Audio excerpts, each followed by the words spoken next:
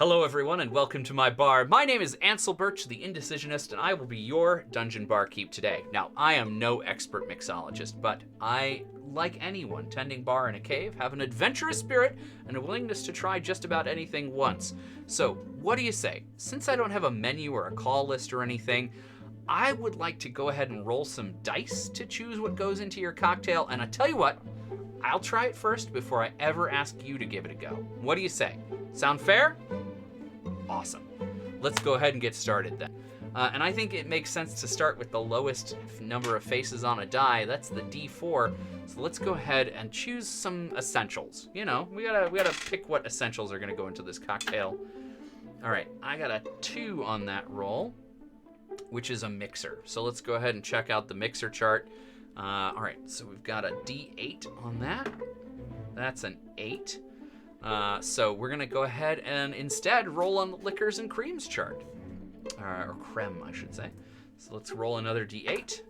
A 4. Creme de coco. That's exciting. I haven't gotten to use this on the show yet. So creme de cacao.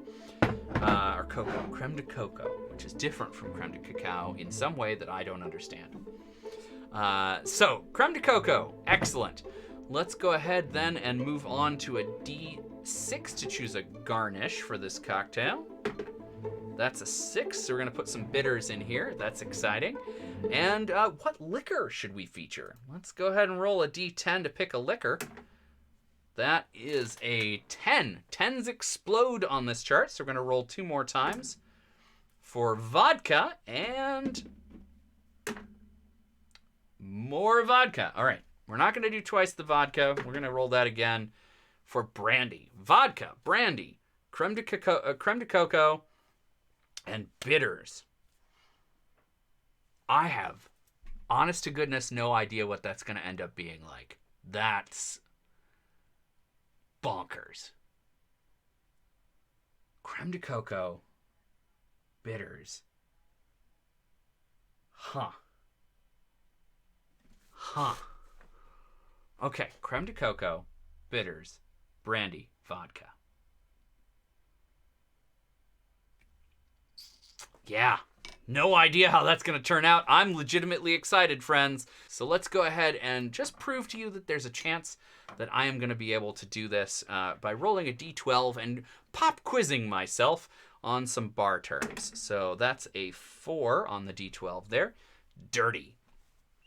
Dirty usually means adding the juice of your garnish. So, for example, if we're doing a martini and we're adding olives, we might add some olive brine. If we're doing an old-fashioned that involves cherry, we might include some cherry juice or some of the liqueur that those cherries are floating in. Today, we're not adding a garnish that has a juice, so I'm not going to do that unless we need to make an executive decision to add something in the end, which definitely a possibility. But that is what dirty usually means, and it usually only applies to olives, although I have seen it used, again, with the juice that the cherries float in. So that's dirty. Now we're going to roll a d20 to go ahead and pick a name for this cocktail. As you can see, we've got a list of names here. These were suggested by folks online, folks just like you. And if you would like to actually be one of those people, you can submit suggestions through the form linked on my website, indecisionist.com/dungeonbarkeep, and that link is in the doobly-doo below you, or below this video. So again, you can go ahead and suggest names to end up on a chart just like this one. They're chosen at random every month, and this chart has number 9 at Necropolitan. Oh, I kind of like that because we're gonna have like different. You're gonna have a lot of different things that don't necessarily go together, and Necropolitan almost makes me want to try and float this cocktail. So let's see if I can do that. But it'll be a little skill challenge for me. Can I float the ingredients of a Necropolitan? Well, let's all find out together over on the bar top cam. I think the Necropolitan needs to be a shot, which means we're going to start with bitters. Just a dash of bitters in the bottom. Now this is a 2-ounce shot glass, just for reference for those of you at home. We're going to do a 1/2 ounce of creme de coco.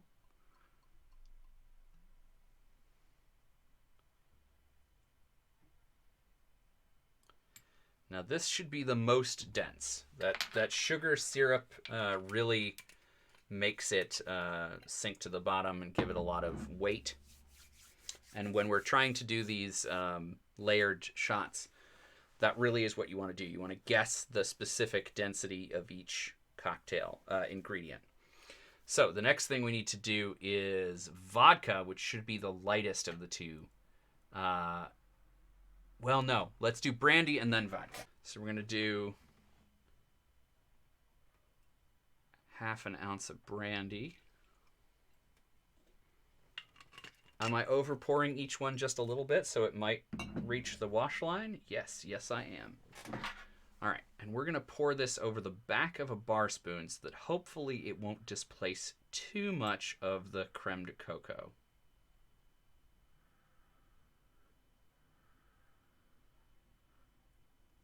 Are these two similar in color to make a difference? Very possibly.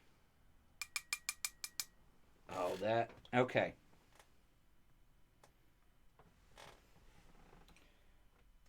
No, you can absolutely tell. Oh, that's exciting. I'm there. Okay, I'm here for this. This is going to be good. So, we've done those two things. Now, vodka. And we're going to do another 1/2 ounce here.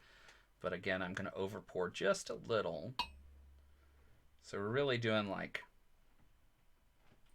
not quite 3/4, but I don't know, maybe like 5/8. We're doing a seam allowance of vodka if you're a sewer, and I know the folks watching live during taping are.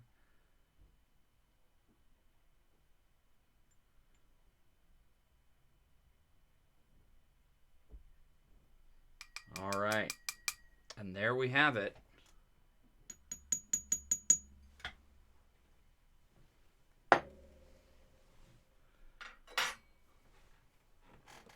Oh, that's cool. Okay, you won't be able to see this on camera yet. I'll hold it up. So here it is. Check that out. We've got that nice layer at the bottom of the creme de coco. We've got a less defined layer of brandy followed by the layer of vodka there. So let's see. Can we make that more obvious for you? No, we cannot. But yeah, the vodka, like, if you look at it as close as I am, you can see the definition, but it's very faint. I think because the vodka is casting the color of the other two brown liquors a little bit, it's not as defined. But it is a pretty brown shot. Nice and defined, good layers. Yeah, and I'm proud of myself for having correctly guessed the specific gravity of 3 liquids. Ha ha ha! Take that, science. Thank you, Perspicious87, for saying it's purty in our live taping. You too can join our live taping. Watch for the next cocktail-a-thon on my website's calendar at indecisionist.com. But now the question is, how does this taste? Friends at home, the Necropolitan.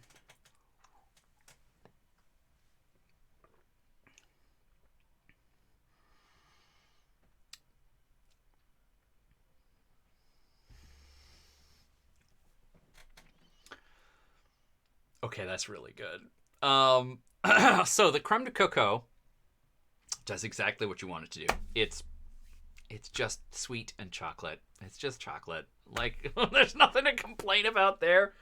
The brandy is coming in, giving us more sweetness and a little bit of, I don't know, mild wine flavor that informs it. And I think it's got like a similar palate to what you might hope for in a good dark Merlot. You know, it's got that chocolatey note, that grape, the like red berries sort of thing going on. Yeah, really solid. I cannot recommend enough that's what you want to sort of expect going into this, is sort of a chocolatey Merlot experience. And if you've ever had that like red wine with chocolate, the oh god, what is it called?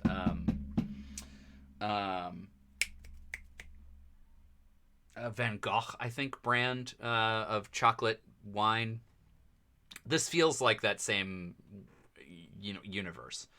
And the vodka just proofs it up. The vodka just makes it more boozy. And honestly, since we're serving a shot, that seems like a good choice.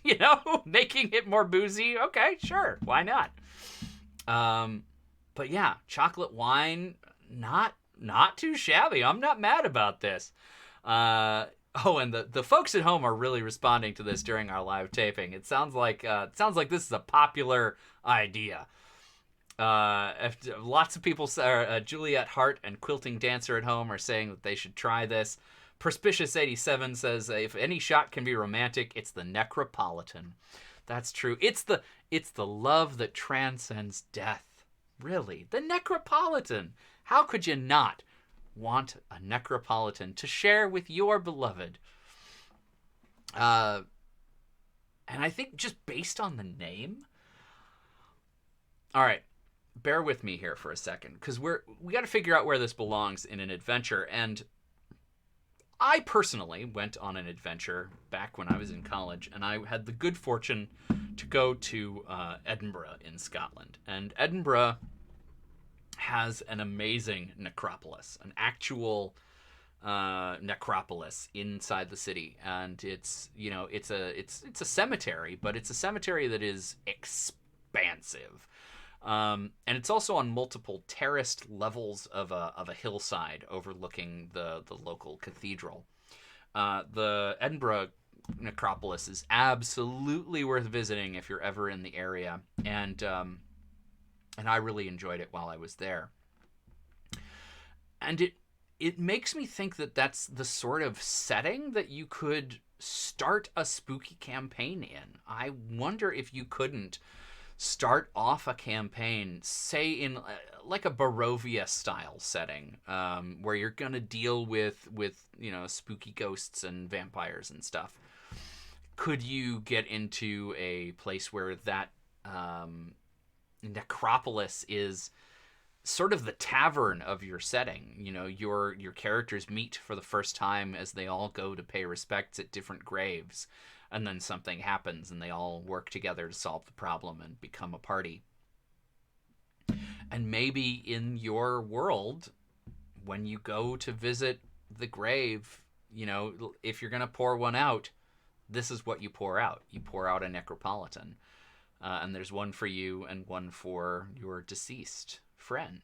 The Necropolitan sweetens the pain of death, takes the edge off of loss, gives you something to look forward to in someone else's afterlife. I don't know, there's a lot there that sort of echoes with sort of the best traditions of a wake.